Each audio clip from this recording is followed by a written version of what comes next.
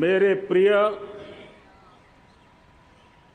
140 करोड़ परिवारजन,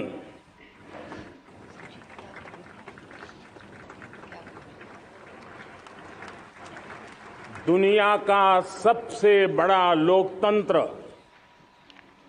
और अब बहुत लोगों का अभिप्राय है कि जनसंख्या की दृष्टि से भी हम विश्व में नंबर 1 पर है। इतना बड़ा विशाल देश, 140 करोड़ देश कि मेरे भाई बहन, मेरे परिवारजन आज आजादी का पर्व मना रहे हैं। मैं देश के कोटि कोटि जनों को, देश और दुनिया में भारत को प्यार करने वाले, भारत का सम्मान करने वाले, भारत का गौरव करने वाले कोटि कोटि जनों को आजादी के इस महान पवित्र पर्व की अनेक अनेक शुभकामनाएं देता हूं।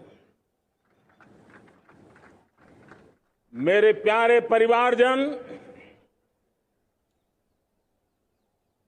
पूज्य बापू के नेतृत्व में असहयोग का आंदोलन, सत्याग्रह की मूवमेंट और भगत सिंह, सुखदेव, राजगुरु जैसे अनगिनत वीरों का बलिदान, उस पीढ़ी में शायद ही कोई व्यक्ति होगा जिसने देश की आजादी में अपना योगदान न दिया हो। मैं आज देश की आजादी के जंग में जिन जिन ने योगदान दिया है, बलिदान दिए हैं, त्याग किया है, तपस्या की है, उन सबको आदरपूर्वक नमन करता हूं, उनका अभिनंदन करता हूं। आज 15 अगस्त महान क्रांतिकारी और अध्यात्म जीवन के ऋषितुल्य प्रणेता श्री अरबिंदो की 150वीं जयंती पूर्ण हो रही है। ये वर्ष स्वामी दयानंद सरस्वती के 150वीं जयंती का वर्ष है। ये वर्ष रानी दुर्गावती के 500वीं जन्मशती का बहुत ही पवित्र अवसर है, जो पूरा देश बड़े धामधूम से मनाने वाला है।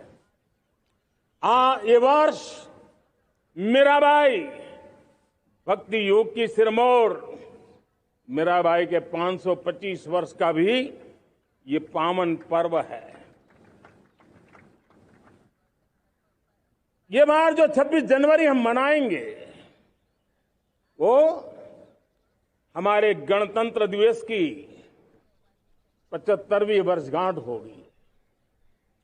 अनेक प्रकार से अनेक अवसर, अनेक संभावनाएं राष्ट्र निर्माण में जुटे रहने के लिए पल पल नई प्रेरणा, पल पल नई चेतना, पल पल सपने, पल पल संकल्प, शायद इससे बड़ा कोई अवसर नहीं हो सकता। मेरे प्यारे परिवारजन,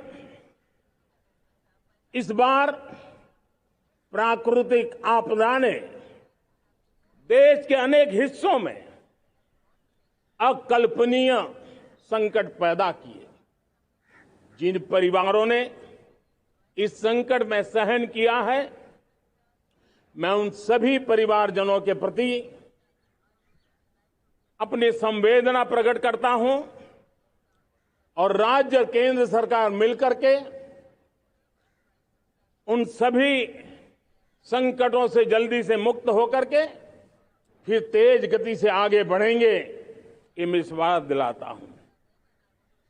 मेरे प्यारे परिवारजनों, पिछले कुछ सप्ताह नॉर्थ ईस्ट में, विशेषकर मणिपुर में और हिंदुस्तान के भी अन्य कुछ भागों में, लेकिन विशेषकर मणिपुर में जो हिंसा का दौर चला, कई लोगों को अपना जीवन खोना पड़ा, मां बेटियों के सम्मान के साथ खिलवाड़ हुआ। लेकिन कुछ दिनों से लगातार शांति की खबरें आ रही हैं। देश मणिपुर के लोगों के साथ है। देश मणिपुर के लोगों को पिछले कुछ दिनों से जो शांति बनाए रखी है, उस शांति के पर्व को आगे बढ़ाएं और शांति से ही समाधान का रास्ता निकलेगा।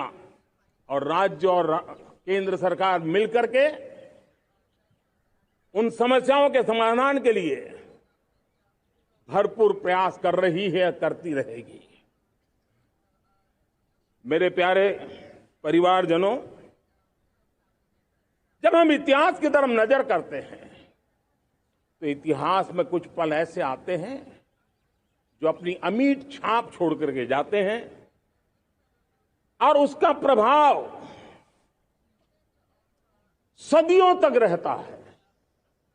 और कभी कभी शुरुआत में वो बहुत छोटा लगता है, छोटी सी घटना लगती है, लेकिन वो अनेक समस्याओं की जड़ बन जाती है।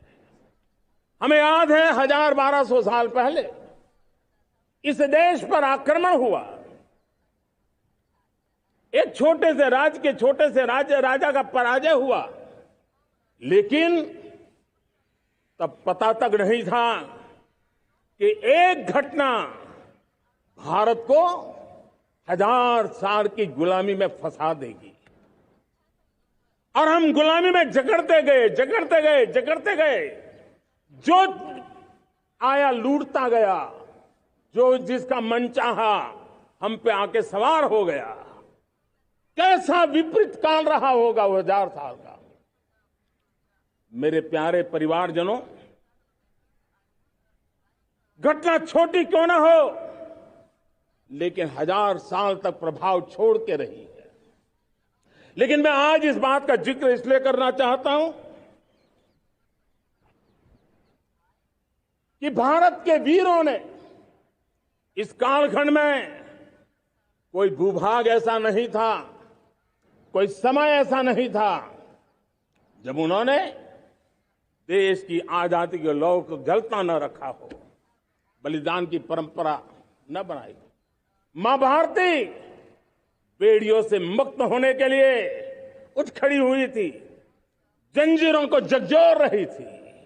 और देश की नारी शक्ति, देश की युवा शक्ति, देश के किसान, देश के गांव के लोग, मजदूर, कोई हिंदुस्तानी ऐसा नहीं था जो आजादी के सपने को लेकर के जीता न हो। आजादी को पाने के लिए मर मिटने के लिए तैयार होने वालों की एक बड़ी फौज तैयार हो गई थी। जेलों में जवानी खपाने वाले अनेक महापुरुष हमारे देश की आजादी को, इन गुलामी की बेड़ियों को तोड़ने के लिए लगे हुए थे। मेरे प्यारे परिवारजनों, जन चेतना का वो व्यापक रूप, त्याग और तपस्या का वो व्यापक रूप, जन जन के अंदर एक नए विश्वास जगाने वाला वो पल, आखिरकार 1947 में देश आजाद हुआ। 1000 साल की गुलामी में संजोए हुए सपने देशवासी पूरे करते हुए देखे। साथियों, मैं 1000 साल पहले की बात इसलिए कह रहा हूं, मैं देख रहा हूं फिर एक बार देश के सामने एक मौका आया है। इस ऐसे कालखंड में हम जी रहे हैं, ऐसे कालखंड में हमने प्रवेश किया है और यह हमारा सौभाग्य है कि भारत के ऐसे अमृत काल में, यह अमृत काल का पहला वर्ष है, या तो हम जवानी में जी रहे हैं या हम मां भारती की गोद में जन्म ले चुके हैं। और ये कालखंड, मेरे शब्द लिख करके रखिए मेरे प्यारे परिवारजनों, इस कालखंड में जो हम करेंगे, जो कदम उठाएंगे, जितना त्याग करेंगे, तपस्या करेंगे, सर्वजन हिताय सर्वजन सुखाय